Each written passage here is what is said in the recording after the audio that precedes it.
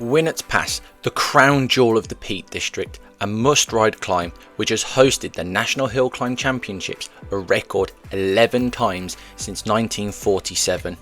And Winnats Pass is a great way to reintroduce the Climbed and Rated series for episode 9 after 3 months of being away. Leaving the tourist town of Castleton, you turn left onto this mile-long climb.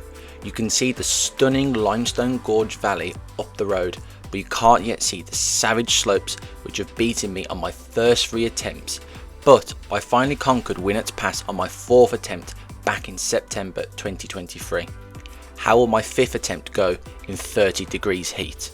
Just before you reach the car park, you see a 20% red triangle hiding in the bushes, giving you notice of the effort required on Winnats Pass after the cattle grid where the real work starts. Looking ahead up the towering valley slopes, it actually makes this first part of the tarmac look flat, but the lactic acid building up in my legs said otherwise, and my head unit was saying the gradient was in double digits already. On this ride it was my 11th climb of the day, and I've already ridden 55 miles with 7,200 feet of climbing in 30 degrees heat. I was really struggling, and taking this next right bend was mentally destroying as the road sloped up further into the higher teens. From the hundreds of climbs I've done, I found that when I'm struggling with climbs and the whole task feels overwhelming, I use a tactic called chunking. I use different parts on the road and around the road as checkpoints to make the next few meters feel possible, instead of feeling overwhelmed by the next half a mile, which averages over 16%. It's just uncomfortable, but you are okay. Keep going. Get to that drain.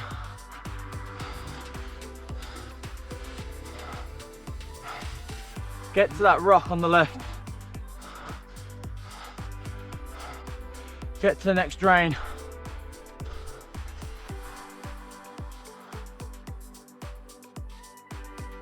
Past these little rocks.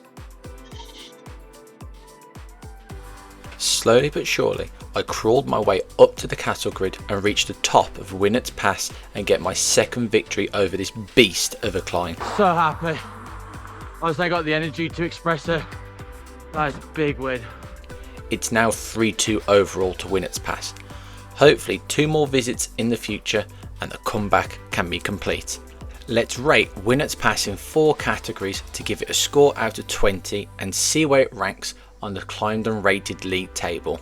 But just before we do that, if you are enjoying this video and would like to see more episodes like this, please like and subscribe with the bell on.